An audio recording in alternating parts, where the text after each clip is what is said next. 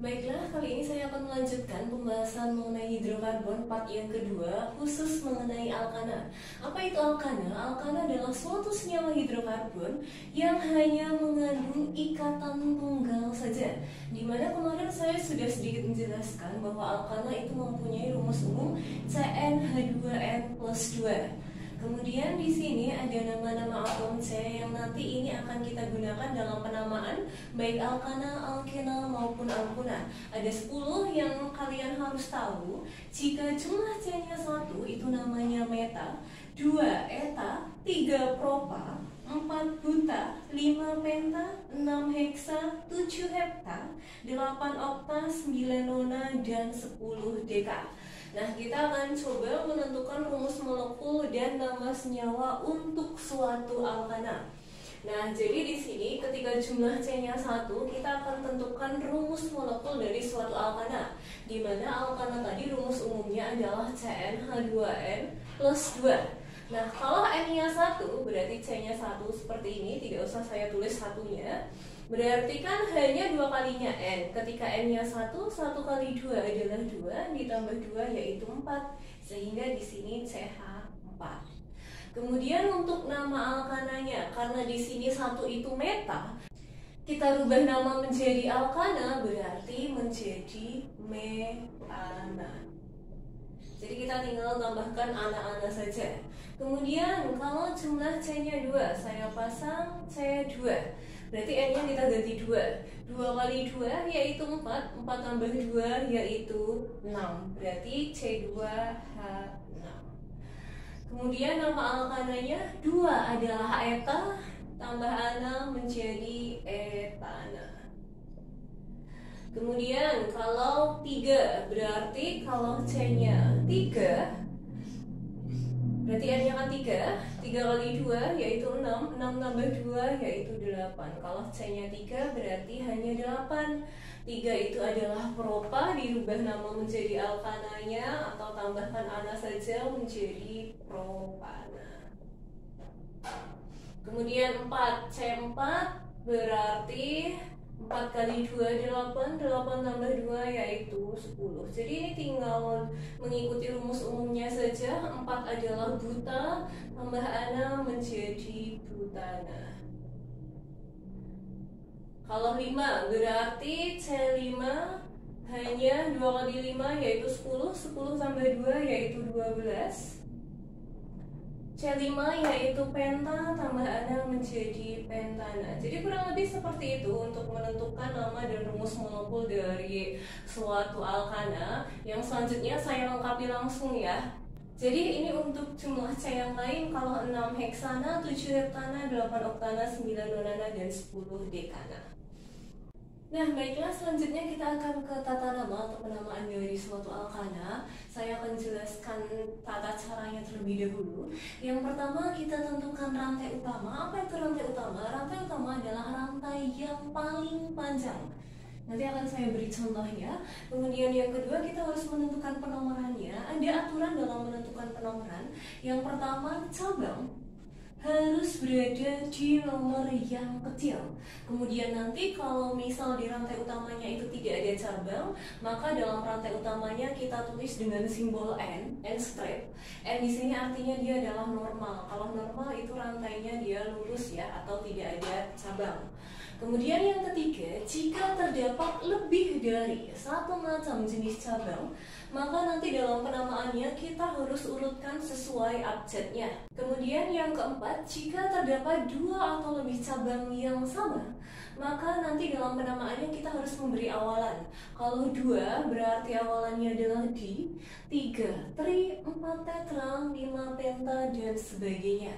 Nanti dalam penamaan aturannya ini, jadi kita tentukan nomor cabangnya dulu ada di nomor berapa saja, kemudian nama cabangnya, baru diikuti nama rantai utama, atau dalam hal ini adalah alkana, karena yang kita bahas baru alkana. Nanti untuk angka dan angka kita pisahkan dengan tanda koma, sedangkan angka dan huruf akan kita pisahkan dengan tanda hubung atau strip. Nah, sebelum saya ke contoh dari tata nama alkana, saya akan jelaskan jenis-jenis cabang terlebih dahulu. Nah, berikutnya kita ke aturan dalam penentuan cabang terlebih dahulu. Jadi, cabang di sini merupakan suatu gugus alkil dengan rumus umum CnH2n plus 1.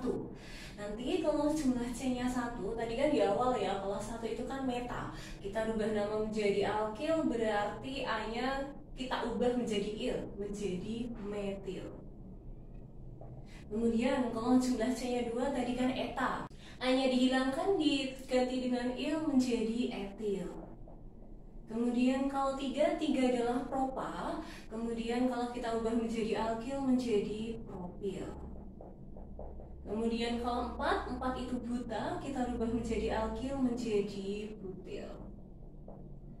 Nah, untuk yang nomor 5 itu kan harusnya penta. Kalau kita rubah menjadi alkil menjadi pentil, tapi sering di dalam suatu penamaan itu diubah nama menjadi amil ya, bukan pentil. Kemudian kalau 6 heksil, 7 heptil, 8 oktil, 9 nonil, dan 10 dekil. Oke, kita akan coba untuk beberapa nama di sini karena struktur untuk cabang ada yang sederhana, ada yang agak kompleks.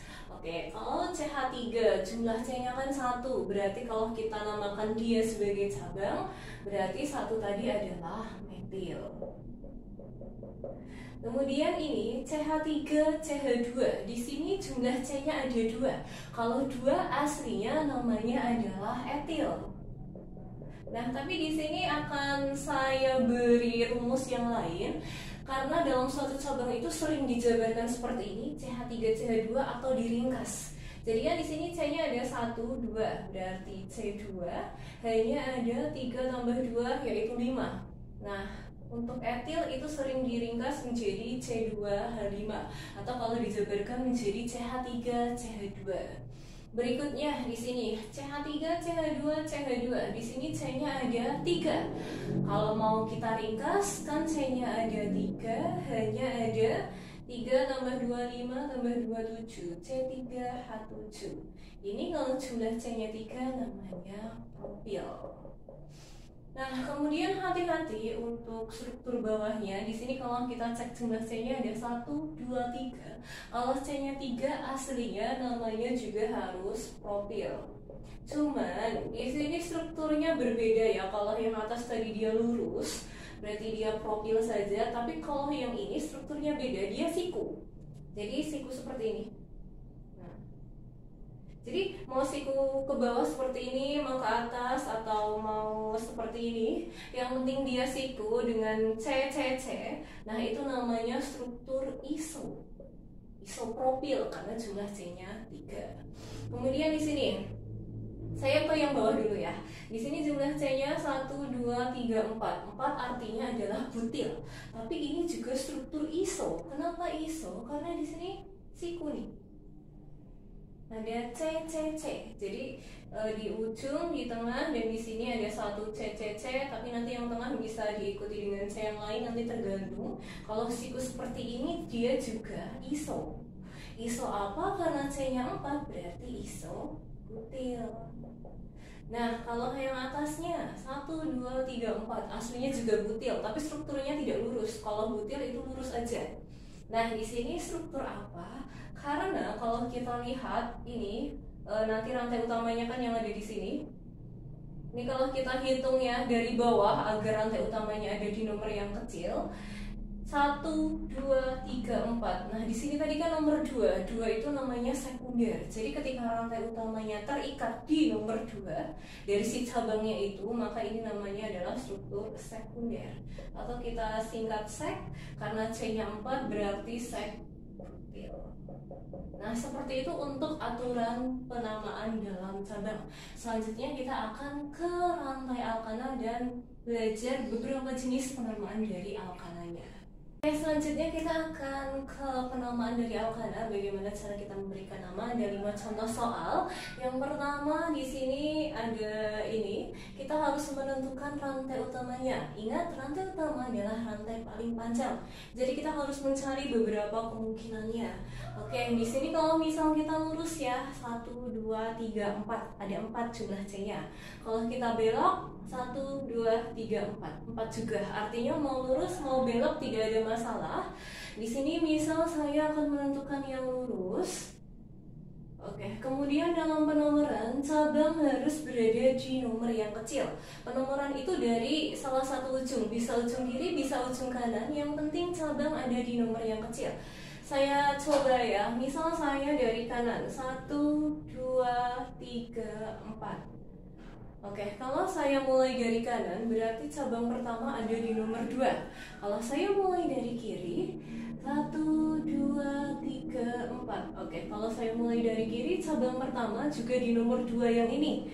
Nah, jadi penomoran mana yang kita ambil, apakah dari kiri atau dari kanan, maka kita harus lihat prioritas. Yang jumlah C-nya lebih banyak itu adalah prioritasnya. Kalau kita mulai dari kiri, jumlah C di cabang kedua hanya ada 1, yang ini saja. Tapi kalau kita mulai dari kanan, cabang C di nomor 2 ada 2, ada bagian atas, ada bagian bawah. Maka yang lebih prioritas adalah penomoran yang dari kanan. Sehingga yang dari kiri akan saya hapus saja. Oke, kemudian kita tinggal menamakan saja ya. Tadi aturan penamaannya adalah nomor cabang terlebih dahulu, baru diikuti nama cabang, kemudian baru diikuti nama rantai utama atau alkananya. Oke, berarti di sini nomor cabang. Ada cabang, kalau kita lihat cabangnya sejenis atau tidak, di sini jumlah C-nya 1, berarti metil. Yang bawah juga 1, berarti metil juga. Yang di nomor 3 juga C-nya 1, berarti dia juga metil. Artinya kalau sejenis, nanti dalam penamaan cabang kita jadikan satu saja. Ada cabang di nomor 2 atas, ada di nomor 2 bawah, dan ada di nomor 3. Kemudian karena jumlah C di cabangnya 1 itu adalah metil, dan karena jumlah metilnya ada 3, maka ada imbuhan tri. Jadi tri metil, kemudian karena rantainya ada 4 itu adalah buta. Kalau kita namakan alkana berarti dia menjadi butana. Nah, seperti itu untuk nomor 1. Kemudian untuk nomor 2, kita tentukan rantai utamanya juga. Hati-hati untuk soal nomor 2.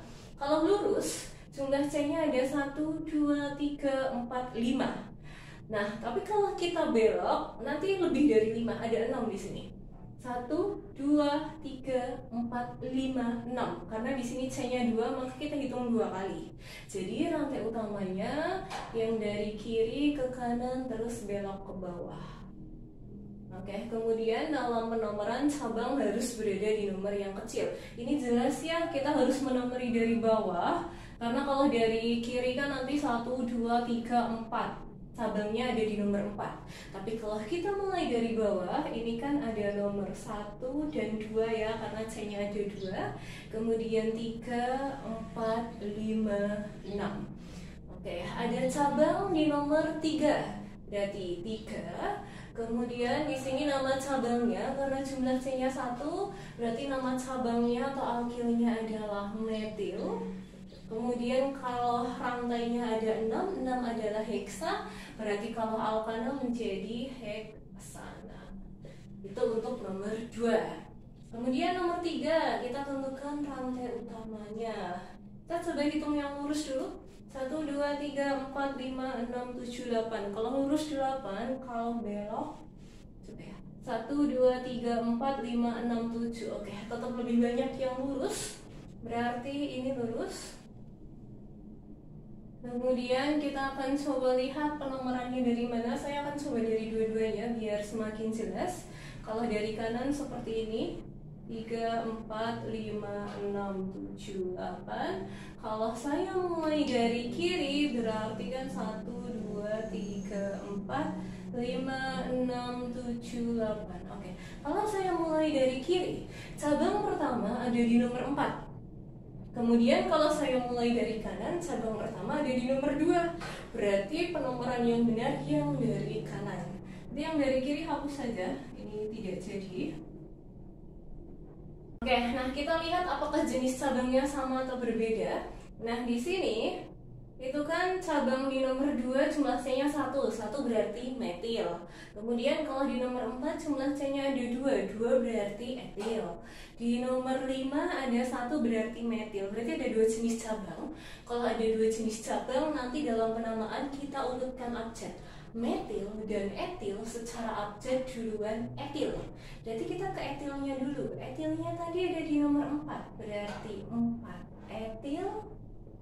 Kemudian metilnya ada di nomor 2 dan nomor 5, berarti 2,5. Karena metilnya ada 2, berarti ada imbuhan di metil. Kemudian karena rantainya ada 8 adalah okta. Okta dinamakan alkana menjadi oktana. Oke, kemudian kalau misal ada yang bingung nih. Tadi kan saya mengatakan bahwa penamaan dalam cabang itu diurutkan abjad. Nih, hati-hati ya, mungkin ada beberapa yang bertanya-tanya, ini etil, ini dimetil. Nah, kenapa E sama D duluan yang E bukan yang D? Karena yang kita ambil adalah nama murninya dari kata dasar murni dari cabangnya, alkilnya. Ini kan D atau D, ini kan hanya sebagai imbuhan, jadi kita tidak gunakan dia sebagai acuannya. Yang dijadikan acuan tetap etil dan metilnya, jadi nama pokok dari cabang atau alkilnya itu sendiri ya. Kemudian kita ke nomor 4. Nomor 4 kita akan tentukan rantai utamanya deh. 1, 2, 3, 4, 5, 6. Kalau lurus 6, kalau belok 1, 2, 3, 4, 5, 6. 6 juga tidak ada masalah, mau lurus mau belok. Kita akan coba lurus saja biar enak dalam menomorinya. Oke, kemudian penomorannya dari mana? Coba aja dua-duanya. 1, 2, 3, 4, 5, 6. Kemudian kalau dari kiri 1, 2, 3, 4, 5, 6. Oke, ternyata kalau saya menomori dari kanan, cabang pertama ada di nomor 3. Kalau saya mulai dari kiri yang biru ini, cabang pertama ada di nomor 3 juga. Nah, kasusnya gimana kalau dari kiri dan kanan itu cabang pertamanya ada di nomor yang sama, hampir sama dengan kasus yang pertama tadi, prioritasnya yang jumlah cabang, jumlah C di cabangnya lebih banyak. Kalau saya mulai dari kanan, cabang pertamanya kan nanti jumlah C-nya hanya 1. Tapi kalau saya mulai dari kiri, cabang pertamanya ini jumlah C-nya ada 2. Berarti dia lebih banyak. Karena dia lebih banyak, maka dia prioritas. Sehingga penomoran yang benar yang dari kiri. Jadi yang dari kanan saya hapus saja. Oke, kemudian di sini kita namakan identifikasi dulu jenis cabangnya sama atau berbeda. Di nomor 3 jumlah cabang C-nya ada 2, berarti kalau 2 itu etil. Kemudian di nomor 4 ada 1 berarti metil. Metil dan etil secara abjad duluan etil. Maka kita ke etilnya dulu. Etilnya tadi di nomor 3, berarti 3 etil. Kemudian metilnya ada di nomor 4 metil. Rantai utamanya ada 6 adalah heksa, berarti heksana. Kemudian nomor 5 yang terakhir. Nah, ini hati-hati ada kurung-kurungan. Gimana kalau ada kurung-kurungan? Kita jabarkan saja agar tidak bingung. Jadi ini ada 2 jenis ya. Yang satu yang saya dalam kurung adalah CH2, yang lainnya adalah yang CH3. Gimana kalau ada kurung-kurungan seperti ini? Jadi saya akan salin dari ujung sana dulu. Ini CH3. Kemudian kalau yang di dalam kurung itu adalah CH2, maka nanti kita jabarkan panjang. Di sini CH2-nya ada 3, maka kita tulis 3 kali. 1, 2, 3. Oke, kemudian saya ke ini, CH2 ini CH2 seperti ini. Kemudian ke CH-nya ini. Nah, kalau yang di dalam kurung adalah CH3, maka itu dia menempel di C-nya. Jadi 1 sebagai cabang, 1 sebagai rantai utama nanti. Jadi 1 misal taruh atasnya sini, 1-nya boleh taruh bawah, boleh taruh kanannya, bebas. Yang penting mengitari C yang diikat dari dalam kurungnya ini ya. Oke, kemudian kita tentukan rantai utamanya. Kalau lurus 2, 4, 5, 6, 7. Kalau belok 1, 2, 3, 4, 5, 6, 7. Sama 7, berarti lurus aja biar enak. Ini kelihatannya harus menomori dari kiri atau kanan agar cabang terletak di nomor yang kecil, berarti dari kanan. 1, 2, 3, 4, 5, 6, 7. Ada cabang di nomor 2. Karena jumlah C-nya 1 di cabangnya, berarti itu 1 adalah metil. Kemudian karena rantainya 7 itu adalah heptana. Jadi seperti itu kurang lebih dalam menamakan. Intinya rantai utama itu adalah yang di dalam kotak. Kemudian kalau cabang yang di luar kotaknya. Oke, selanjutnya kita akan mencoba, kalau ini kan dari struktur kita namakan, sekarang dari nama kita buat gambarnya. Nah, selanjutnya kita akan menggambar rantai alkana. Yang pertama kita harus menggambarkan atom C sesuai dengan jumlah rantai utama atau alkananya nanti. Kemudian kita harus memberikan nomor. Dalam memberikan nomor bebas, bisa dari salah satu ujung, tidak ada masalah kalau kita mau menggambar.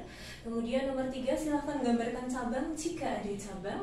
Dan step terakhir adalah kita lengkapi dengan atom H-nya. Oke, kita mulai dari yang pertama, 2,4 dimetil pentana. Nah, ini adalah rantai utama tuh yang kata-kata paling akhir ya, pentana, alkana. Oke, penta, jumlah C-nya adalah 5. Berarti kita gambar C sejumlah 5 dulu. 1, 2, 3, 4, 5. Kemudian berikan nomor bebas dari salah satu ujung. Misal saya dari ujung kiri ya. Ini nomor 1, 2, 3, 4, 5. Nah, di sini kan ada cabang ya. Cabangnya metil. Metil itu jumlah C-nya 1. Metilnya ada di nomor 2. 1 di nomor 2, satunya di nomor 4. Step terakhir lengkapi hanya. Ingat ya, C itu akan mengikat 4 atom lain.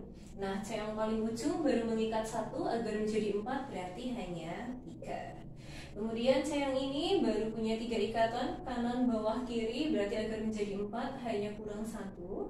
Yang bawah baru punya 1 ikatan, berarti hanya ada 3 agar menjadi 4. Kemudian yang ini ikatannya baru 2 agar menjadi 4, berarti perlu tambahkan H sejumlah 2. Di sini baru ada 3 ya, berarti hanya 1. Yang bawah ikatannya baru 1, berarti hanya ada 3. Yang paling ujung ikatannya juga baru 1, yang ini berarti hanya 3. Contoh nomor 2, 3 etil 2,3,4 trimetil pentana. Rantai utamanya juga ini penta. Penta artinya jumlah C-nya juga 5. 1, 2, 3, 4, 5. Kemudian kita berikan nomor bebas. Saya dari kiri lagi saja. Ini nanti bisa dihapus ya, yang penomorannya. Oke, kemudian ada cabang bebas lah, boleh dari metilnya dulu, boleh dari etilnya dulu, tidak ada masalah. Saya ke etil dulu ya. Etilnya ada di nomor 3 ini. Kemudian etil atau etal jumlah C-nya ada 2, berarti 1, 2. Oke, kemudian di nomor 2, 3, dan 4 ada metil. Metil jumlah C-nya 1, berarti di nomor 2 metil jumlah C-nya 1.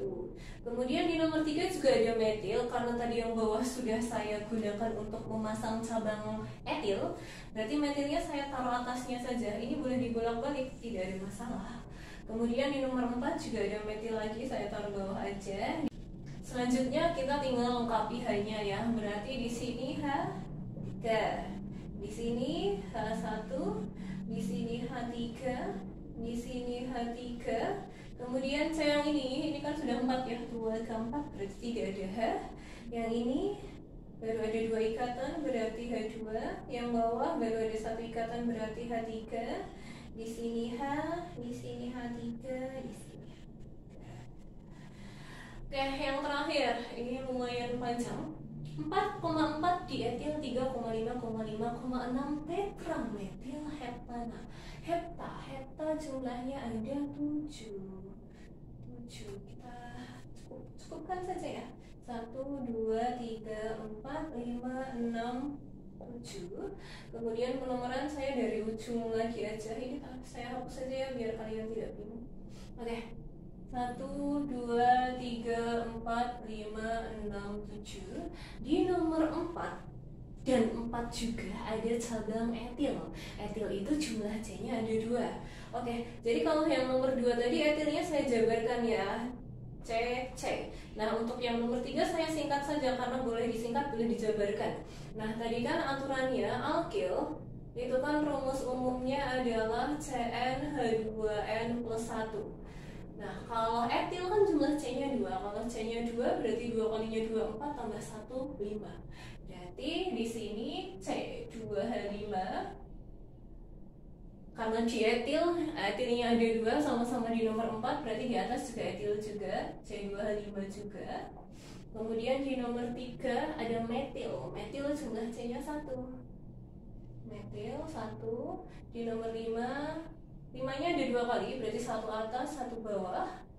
Kemudian di nomor 6 juga ada. Ya, tinggal lengkapi H-nya saja. H3, di sini H, di sini H3, H3, di sini udah 4. Kemudian di sini H3, ini sudah 4 juga, tidak perlu H. Kemudian di sini berarti H, di sini H3, H2, H3. Oke, jadi seperti ini gambarnya. Saya hapus saja penomorannya kalau sudah digambar. Nah, kurang lebih seperti ini untuk menggambarkan suatu rantai alkana dari sebuah nama. Nanti kalau kalian bingung bisa ditanyakan, silahkan tanyakan di kolom komentar. Selanjutnya saya akan ke sifat dan kegunaan dari suatu alkana. Oke, selanjutnya kita ke sifat-sifat dari alkana. Yang pertama, suatu alkana yang memiliki jumlah C1 sampai C4 pada suhu kamar itu akan berwujud gas. Kemudian yang jumlah C-nya 5 sampai 17 akan berwujud cair, dan ketika jumlah C-nya lebih dari 17 maka dia akan berwujud padat. Kemudian yang kedua, semakin bertambah jumlah atom C dan MR-nya, MR itu adalah massa molekul relatif, itu nanti otomatis ikut bertambah. Ketika MR ikut bertambah, maka titik didih dan titik lalai itu juga semakin tinggi. Jadi intinya C semakin banyak, MR semakin tinggi, maka titik didih dan titik lalai semakin tinggi juga. Dengan aturan alkana rantai lurus, itu nanti akan memiliki titik didih lebih tinggi dibandingkan dengan alkana yang bercabang dengan jumlah atom C yang sama. Kemudian semakin banyak cabangnya dalam suatu hidrokarbon atau alkana, maka titik didihnya makin rendah. Ini ada contoh, ada 3 ya, ada N-pentana, ada 2 metilbutana, dan ada 2,2 dimetilpropana. Mana yang titik didih atau titik lalainya semakin tinggi? Nah, ini kan jumlah C-nya 1, 2, 3, 4, 5, 5, dan dia rantainya lurus. Yang tengah jumlah C-nya juga 5, tapi ada 1 cabang. Kemudian yang terakhir jumlah C-nya juga ada 5, tapi cabangnya ada 2, atas dan bawah. Tadi konsepnya semakin banyak cabang, titik didih makin rendah. Atau ketika dia jumlah atom C-nya sama, ketika rantainya lurus, maka titik didihnya lebih tinggi, atau dengan kata lain kalau bercabang, titik didihnya akan semakin rendah. Berarti karena di sini yang lurus yang pentana, berarti nanti dia titik didihnya paling tinggi, diikuti yang 2 metilbutana, baru yang paling rendah adalah 2,2 dimetilpropananya. Kemudian yang ketiga, alkana itu mudah larut dalam pelarut organik, namun dia sukar larut dalam air. Yang keempat, oksidasi atau pembakaran suatu alkana itu akan bersifat eksoterm, artinya dia akan menghasilkan kalor atau panas. Ada 2 jenis pembakaran ya, yang sempurna dan tidak sempurna. Kalau pembakaran hidrokarbon secara sempurna akan menghasilkan gas karbon dioksida dan air, sedangkan yang tidak sempurna akan menghasilkan karbon monoksida dan air. Contohnya, misal di sini ada pembakaran CH4 ya, CH4 dibakar berarti ditambah O2. Kita akan menentukan hasil pembakaran yang sempurna, pasti hasilnya adalah CO2 dan H2O. Nah, tapi ingat ya, di kelas 10 kan juga sudah di-review bahwa suatu persamaan reaksi harus setara, artinya jumlah atom kiri harus sama dengan kanan. Berarti kan C di kiri 1, di kanan juga sudah 1, H di kiri 4, di kanan baru 2. Agar menjadi 4 berarti perlu saya kali 2. Kemudian O-nya, O di kanan ada 2 ditambah 1 kali 2, 2 tambah 2, 4. Di kiri baru ada 2, agar menjadi 4 saya kali 2. Ini adalah pembakaran yang sempurna. Sedangkan pembakaran tidak sempurna, contohnya kita bakar C2H6. Kalau tidak sempurna kan hasilnya karbon monoksida dan air, CO dan H2O. Kita setarakan saja. Di sini C-nya 2, di sini baru 1, maka perlu saya kali 2. Hanya di sini 6, di kanan baru ada 2, biar menjadi 6 saya kali 3. Kemudian O di kanan ada 2, ditambah 3 berarti 5, sedangkan di kiri baru ada 2 biar menjadi 5, berarti perlu saya kali 5/2 atau 2,5. Nah, ini adalah ciri-ciri atau sifat dari suatu alkana. Oke, yang terakhir kita akan ke kegunaan dari alkana. Ada 6 jenis ya. Yang pertama adalah metana atau CH4, ini biasa digunakan untuk sintesis. Kemudian carbon black itu sebagai bahan untuk tinta, cat, smear, atau ban. Kemudian sebagai bahan bakar LNG, liquefied natural gas. Kemudian bahan baku industri amonia. Yang kedua ada etana atau C2H6. Dia juga digunakan sebagai LNG, kemudian sebagai refrigeran atau pendingin. Kemudian yang ketiga propana atau C3H8, ini sebagai bahan bakar LPG, liquefied petroleum gas. Kemudian yang keempat butana atau C4H10, ini sebagai bahan bakar LPG juga, bahan baku karet sintesis. Kemudian yang kelima pentana C5H12, hexana C6H14, dan heptana C7H16, ini digunakan sebagai pelarut dalam sintesis. Dan yang terakhir yaitu oktana atau C8H18, ini sebagai komponen utama dalam bensin. Lebih tepatnya isoktana ya nanti. Oke, cukup sekian untuk penjelasan dari hidrokarbon bagian alkana, baik dari tata nama, bagaimana cara menamakan, bagaimana cara menggambar struktur, kegunaan, dan sifat-sifat dari alkana. Nah, untuk alkena dan alkuna akan saya teruskan di video part selanjutnya. Jika ada yang mau ditanyakan, silakan ditanyakan. See you!